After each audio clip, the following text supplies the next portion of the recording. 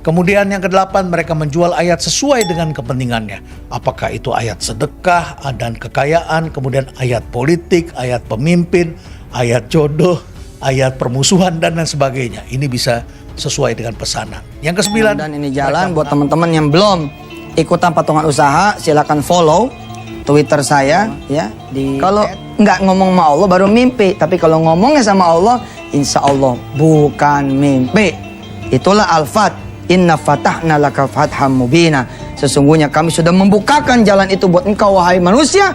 Tinggal kamu kalian nih yang jalan menuju pintu itu. Makasih banyak atas kawan-kawan patungan usaha yang sudah sabar menunggu jalannya kemudian usaha. Mulai perjalanan tuh mulai. Deng 500.000, bang.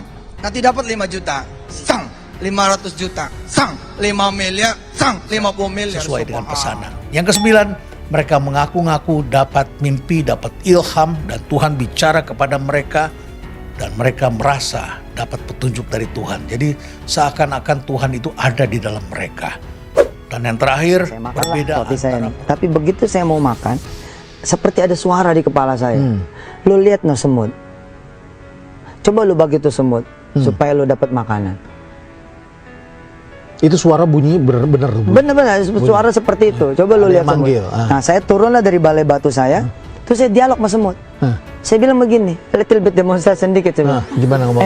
Mut, lo mau roti nggak? Gitu. Kalau lo mau, lo turun sini. Nah, turun tuh semut. Saya bilang gile. Ternyata bukan cuma Nabi Sulaiman yang bisa bicara sama semut. Yusuf Sulaiman bisa. Sampai kayak gini ya. Ini Masya Allah emang. Ini lampu merah. Oke. Malam. Jalanan sepi. Itu perempatan kelihatan dong ada mobil apa enggak. Ada lampu. Aneh. Nggak bisa terobos. Merah nih. Merah. Bukan karena aneh taat. Rasul ada di mobil aneh. Aneh takut ditegur sama dia. Bisa sob, lampu merah tuh main terobos-terobos aja, ente bawa aneh gitu. Wallah itu suara diajakin sholat, tapi saya nggak tahu itu sholat apa. Pas sudah di akhir sholat itu, akhirnya yang orang tadi ngomong itu bilang saya Nabi Muhammad. Yusuf Mansur kalau mereka menafsirkan Al-Quran itu kan saena utile dewe. Iya, betul. Sesuka dia, sesuka dengan kepentingannya tanpa dilandasi dengan dasar hadis misalnya. Kemudian melecehkan Rasulullah. Iya. Kan di kamarnya ada si Mimun. Ada si Mimun, ada istrinya. Masa Rasulullah di situ kan berarti penghinaan terhadap Rasulullah. Penistaan itu Pak ya. Oke. Dan itu ya saya berkeyakinan itu hanya omong kosong. Iya. Saya berkeyakinan hanya omong kosong. Iya. Siapa sih Yusuf Mansur? Apakah mereka sesoleh misalnya Kiai Haji Dahlan? Apakah mereka sesoleh Kiai Haji Wahid Hasim? Apakah mereka sesoleh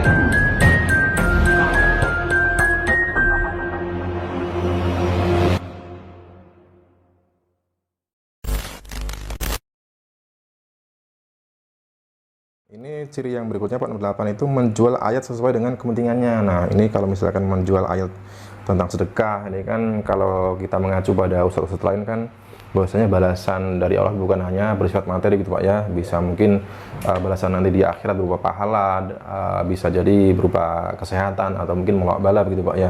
Tapi kalau Yusuf Mansur ditinjakan di sholah selewengkan dengan mendapat balasan seketika berupa materi gitu. Ya, Yusuf Mansur kalau mereka menafsirkan Al-Quran itu kan saena utile dewe. Iya, betul. Sesuka dia, sesuka dengan kepentingannya tanpa dilandasi dengan dasar hadis misalnya. Kemudian isma dan kias dan seterusnya lah. Saya kira hanya sesuka-suka dia gitu. Betul. Tapi anehnya dulu ya, termasuk saya juga percaya gitu. Itu kan aneh gitu. Karena dulu belum ketahuan ini Pak ya. Ya belum ketahuan boroknya. Ya. Belum tahu kalau misalnya pernah dipenjara 2 kali, belum tahu. Jadi nggak tahu dia misalnya ceramah kemudian mengutip ayat asbabul nuzulnya bagaimana, kemudian hadisnya bagaimana, isma kiasnya ismanya bagaimana, kiasnya bagaimana. Iya. Kemudian pendapat para ulama-ulama sebelumnya bagaimana, Betul. di kitab mana itu nggak jelas deh. Iya, kan ada rujukannya gitu Pak ya, rujukan-rujukan tafsirnya misalkan gitu ya.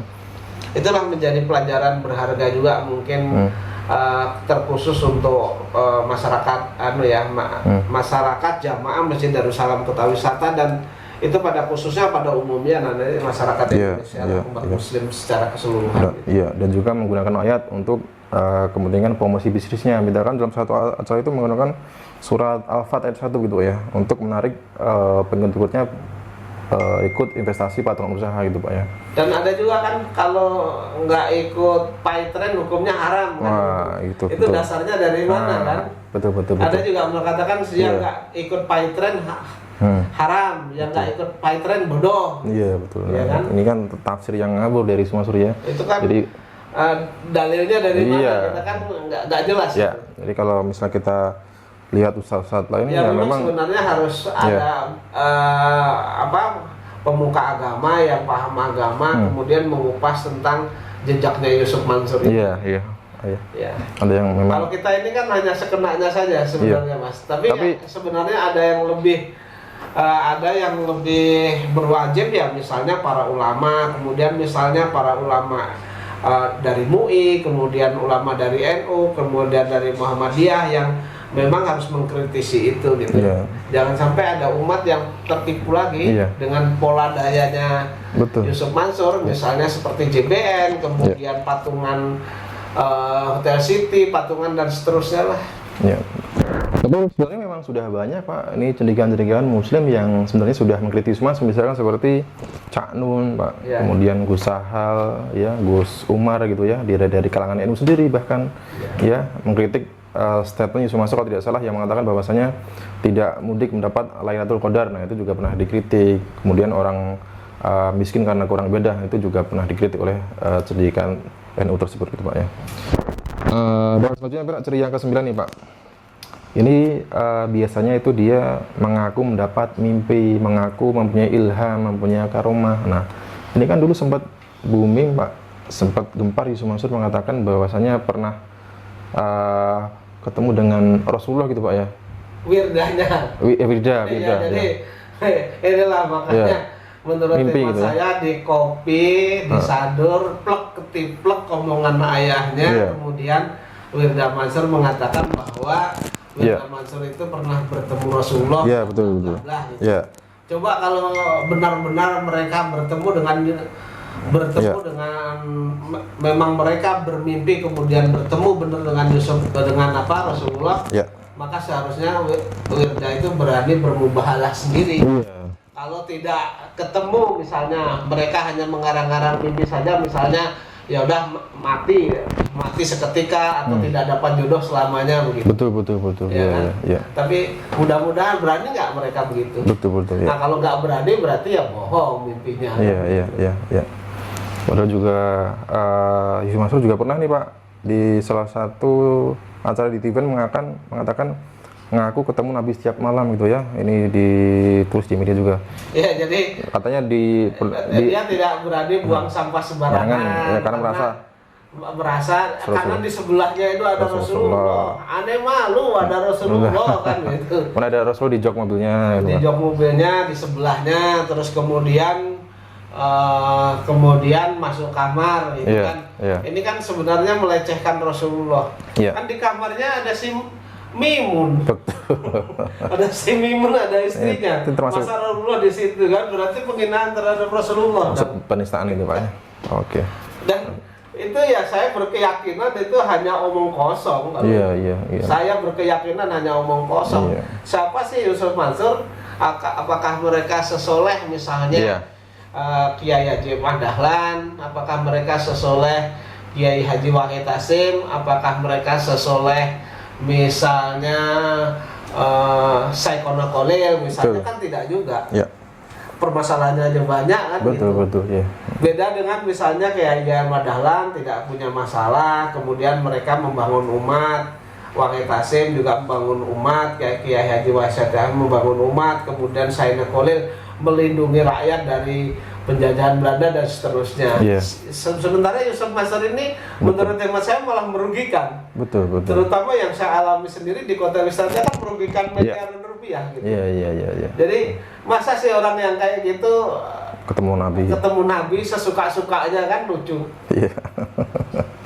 Ya tapi gimana pun itu masyarakat bisa menilai dan ya silahkan nanti menilai apakah masih bisa dijadikan panutan atau tidak tergantung masyarakat. Betul, Kita hanya menyampaikan saja. Iya. Orang mantan napi 2 kali ngaku-ngaku ketemu Rasulullah, kemudian ngaku-ngaku bisa bicara dengan semut ya, seperti Nabi Sulaiman begitu.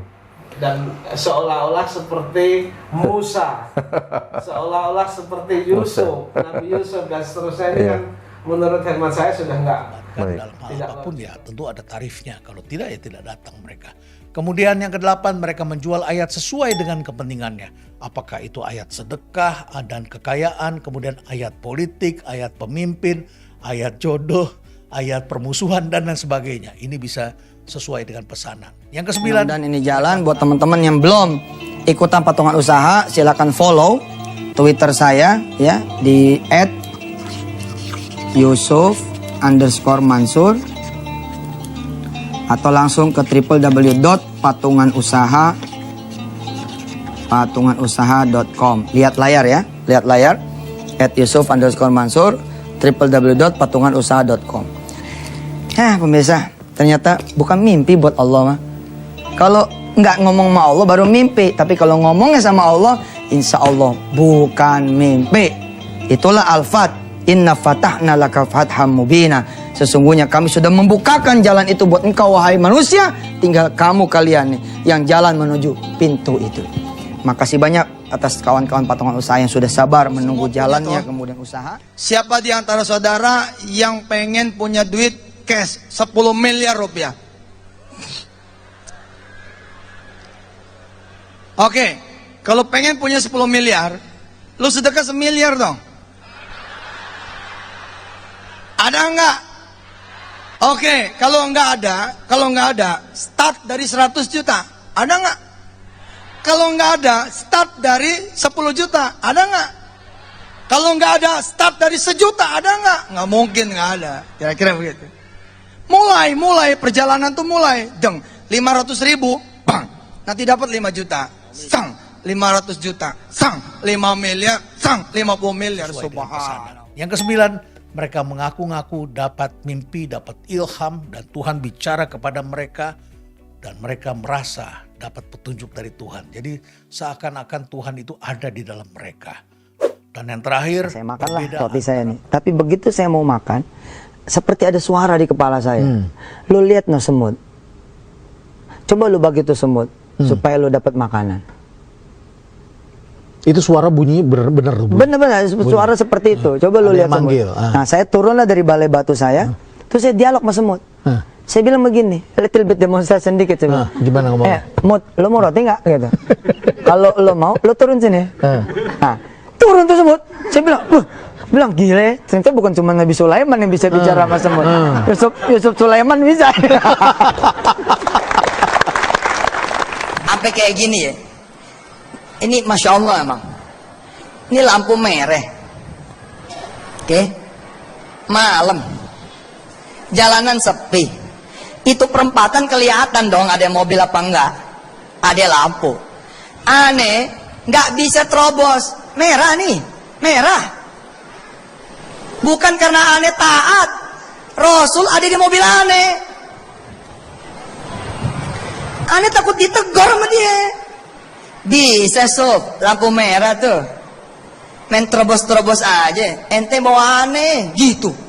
Wallah itu suara diajakin sholat, tapi saya nggak tahu itu sholat apa. Pas sudah di akhir sholat itu, akhirnya yang orang tadi ngomong itu bilang, saya Nabi Muhammad. Allahumma shalli alaihi wasallam.